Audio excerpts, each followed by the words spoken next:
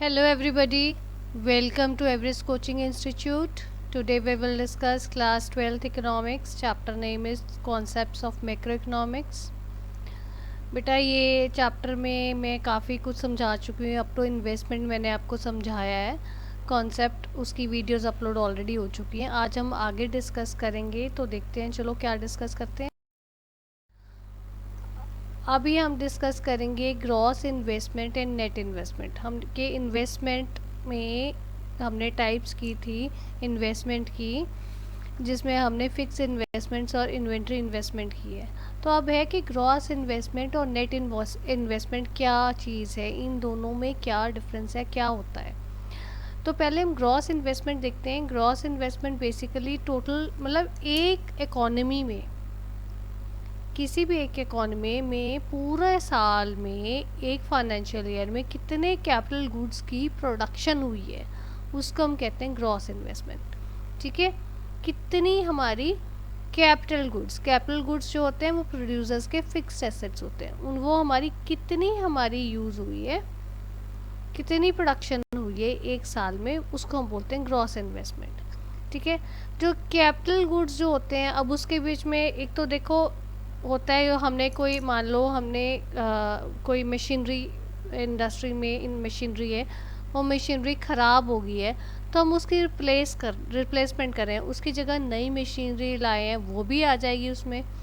और अगर हमने मान लो हमारे पास, जैसे मैंने आपको भी एग्जांपल दी थी पहले कि ये कि हमारे पास पहले 6 मशीन्स थी, तो हमने 2 मशीन्स और खरीद, पिछले साल 6 मशीन्स थी, दिस ईयर हमने 2 मशीन्स और खरीदी, तो इस साल हमने कुछ मशीन्स और खरीदी, कुछ एडिशन हमने की, तो वो भी हमारा कैपिटल स्टॉक में जो हम एडिशंस करेंगे वो भी आएगा, और अगर हम रिप्लेसमेंट करेंगे वो भी हमारा आएगा। ठीक है, कैपिटल गुड्स में ये दोनों चीज़ें आएंगी।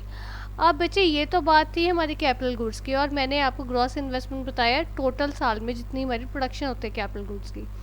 नाउ द थिंग कम्स कि ग्रॉस इन्वेस्टमेंट और नेट इन्वेस्टमेंट में फ़र्क क्या हुआ फिर। इसमें ज़्यादा फ़र्क नहीं है, सिर्फ इतना फ़र्क है, ग्रॉस इन्वेस्टमेंट एक ब्रॉडर टर्म है और नेट इन्वेस्टमेंट एक छोटी टर्म है।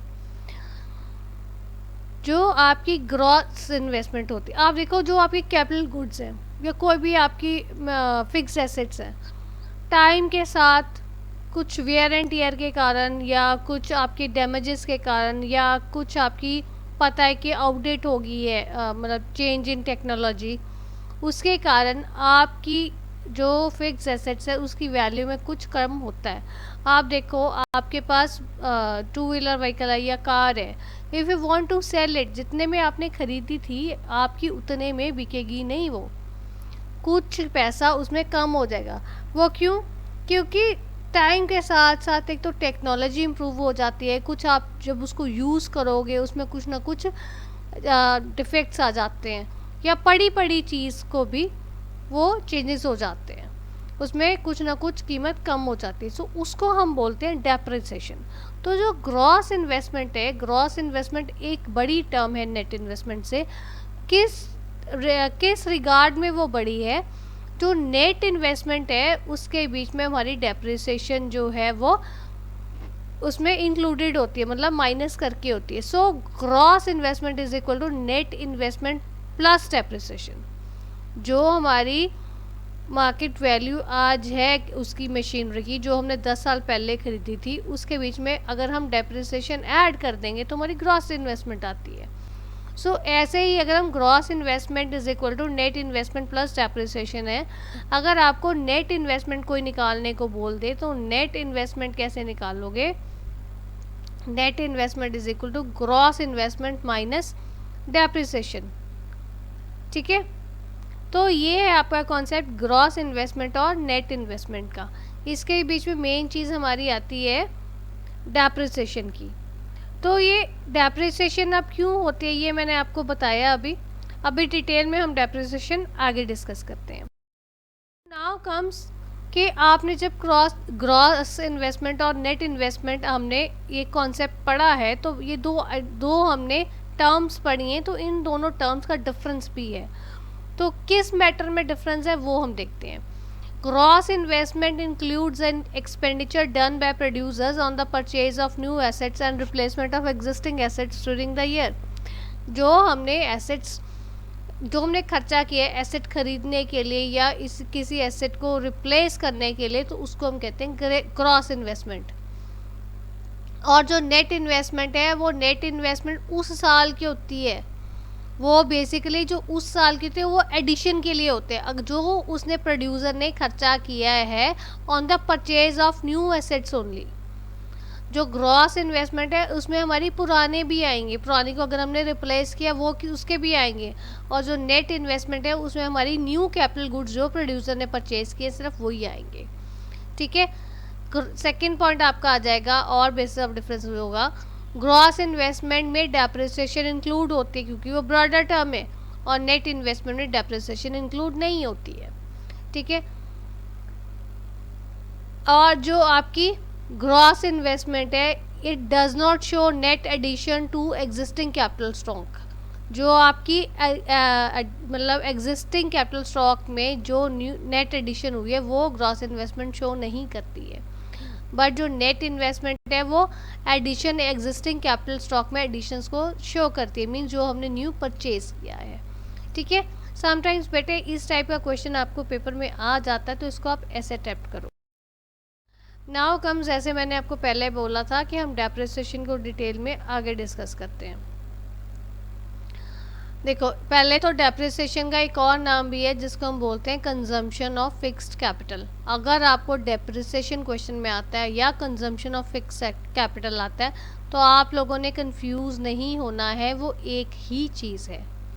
ठीक है, there is nothing change in it, एक ही चीज़ है। कंजम्पशन ऑफ फिक्स्ड कैपिटल को ही हम डेप्रिसिएशन बोलते हैं। सो depreciation is the loss in the value of fixed assets in use.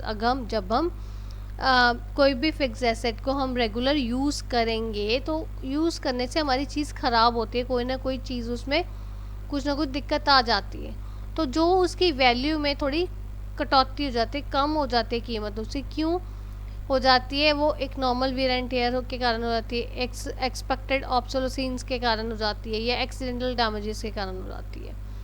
इन सब चीज़ों के कारण जब हम चीज़ को यूज़ करते हैं तो वो चीज़ ख़राब होती है। अब नॉर्मल एग्जांपल लो, आपका स्कूटर है, आप ड्राइव करते हो, स्कूटर भी तो रिपेयर एंड मेंटेनेंस मांगता है ना। आप उसको रेगुलर चला रहे हो, बेशक बहुत केयरफुली आप उसको ड्राइव कर रहे हो, बट इट नीड्स मेंटेनेंस।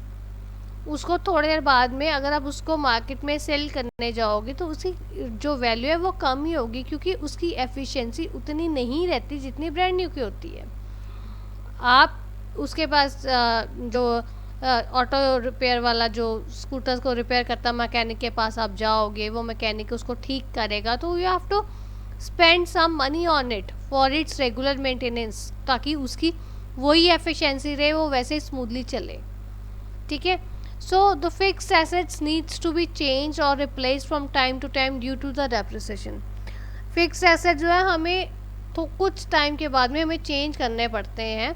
क्यों? क्योंकि उसकी वैल्यू में डेप्रिसिएशन आती है, वो उतनी अच्छी एफिशिएंसी नहीं देती है। ठीक है ना, कोई भी व्हीकल है या कोई भी आपकी मशीनरी है, वो एक टाइम है, उसकी एक लाइफ है, जिस लाइफ में जिस टाइम में आप उसको यूज़ कर सकते हो, उसके बाद में उसकी कीमत कम होती है।